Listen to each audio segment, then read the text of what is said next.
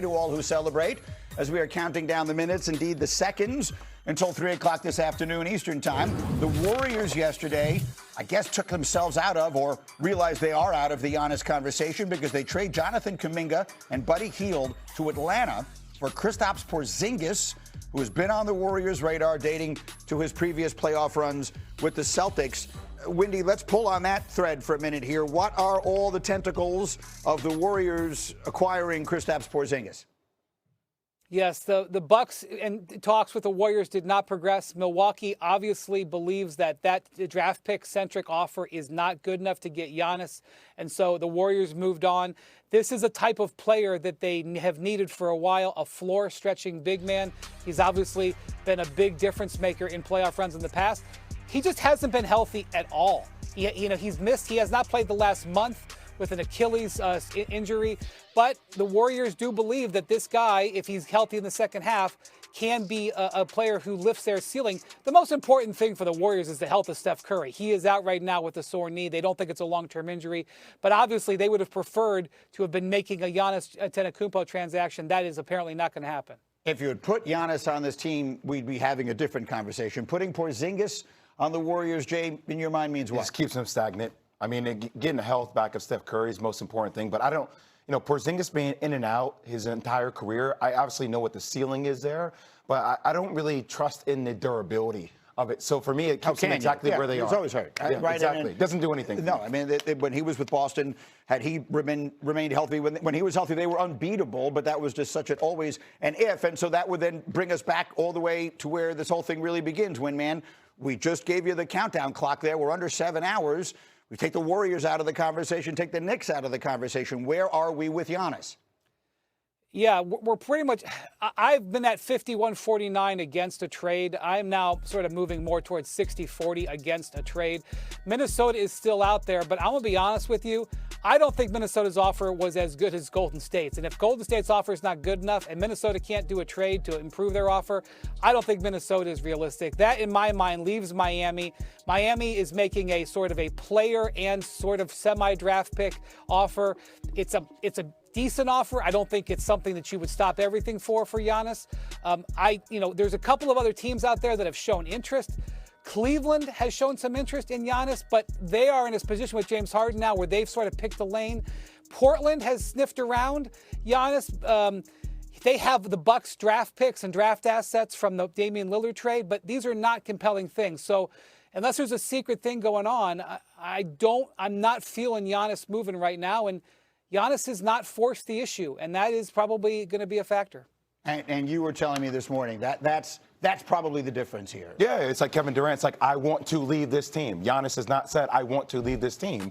And if there's anything, Greeny, that we learned from, the Luka situation is that don't limit your market. Bring every feasible team to the table for a trade. And by the way, this offseason, what's going to happen in Houston? What's going to happen with the Spurs? What's going to happen with the Pistons if they can't get over the hump? You're going to have a lot more optionality when you get into the offseason than you do right now if you're the Milwaukee Bucks. All right, so we'll keep our eyes and ears open, and Wendy will have it, and Shams will have it, and everyone will have it. We have more hoops to do. We got Jay Will back in studio. Wendy, sit tight. We're coming.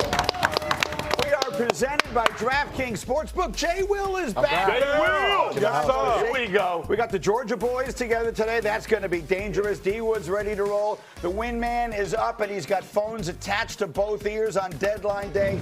Let's do it. Pick it up with an unbelievable game at Madison Square Garden last night. The Knicks and the Nuggets. We're going to pick it up with 3 minutes left in the fourth quarter, Jay Will. Knicks down a deuce. Jalen Brunson was just sensational late in this one. Just one of the best ISO scorers in the game of basketball. Took his team to another level. That one takes him to a tie game now. We're still tied, under 2 minutes to play. It's Brunson again, giving the Knicks a 2-point lead. 20 seconds left. Nuggets, where are you going to go? Jokic? No. Jamal Murray in the painted area. And you talk about a point guard duel, the battle between Jamal Murray and the way these two teams played down the stretch. Jalen Brunson had a chance, and Jokic had a chance. That one was at the buzzer in regulation and somehow doesn't get it to go. So 48 minutes were insufficient to settle the issue. We go to overtime, under 2 minutes to play in the OT. Nuggets down a deuce. And here's Jokic. Unstoppable. He had a 30-point triple-double, tied at 117. Then how about Karl Anthony Towns? Too small.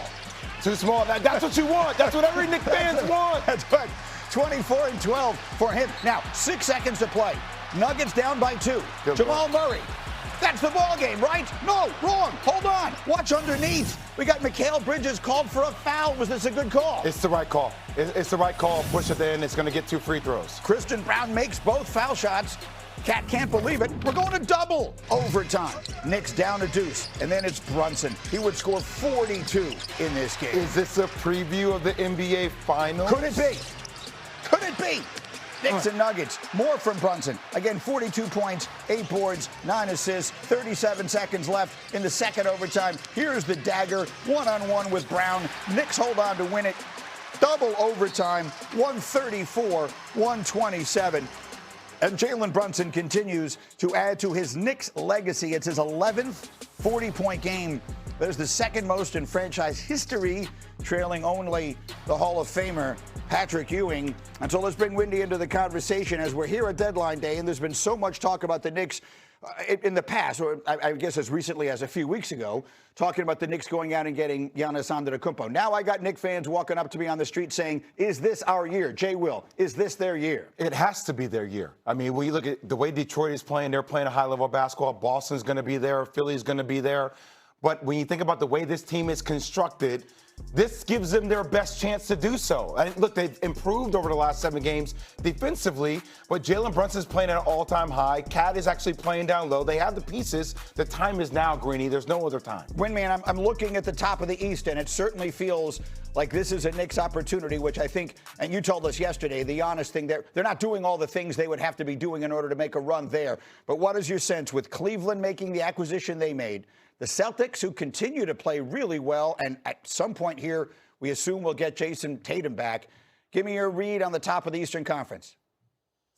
Well, I think the East has got 5 different teams that can win it, but let me put that aside right now. I want to focus on the Knicks. This team has been built for 3 or 4 years, and they've been going to this point. They could have had Giannis Antetokounmpo last summer. They probably could have had him now, and they don't believe they should mess up this team. This game is an example of what they've been building towards. Jalen Brunson was an absolute star in this game. Karl Towns, all what Knicks fans want to say about him, he gets elbowed in the head, gets stitches, bleeding all over the court, comes back and has an excellent game. Their wing defense showing how important it is down the stretch of this game, possession after possession, where they were able to battle Jamal Murray and battle Nikola Jokic in this game and get stops. Their bench, Mitch Robinson, Landry Shamet. This is a deeper team. They won this game without Josh Hart, illustrating that they have flexibility. The Knicks are as strong and as good a position as they have been in the last 30 years to win it. It is not going to be easy. There are teams around them building up. Even last night, you saw the might of the newly formed Cavs, who walloped the Clippers out here in L.A. Down in Houston, the Celtics walloped the Houston Rockets even without Jaylen Brown. I just was at the 76ers game the other night. They're kicking tail. And that doesn't even mention the number 1 seed, the Pistons. It's open, but the Knicks are as strong as any of them. And you see the analytics there right now, like the Knicks by an eyelash over the Pistons. And then very quickly, it shouldn't be open. I know it's open, but if you're a Knicks fan, like I said before, the time is right now. Yeah. If Jason Tatum's trying to come back, great. If James Harden's trying to get acclimated to Cleveland, great. Detroit's playing, but they haven't been there for as long, great. The time is right now set up for a championship. No other time. Knicks and Pistons played a really good first-round series last year. For those who remember that, that was all that the Pistons gave the Knicks all they could handle then, and they're better now. So we'll see. The East is open and interesting, and the Knicks with a big win last night.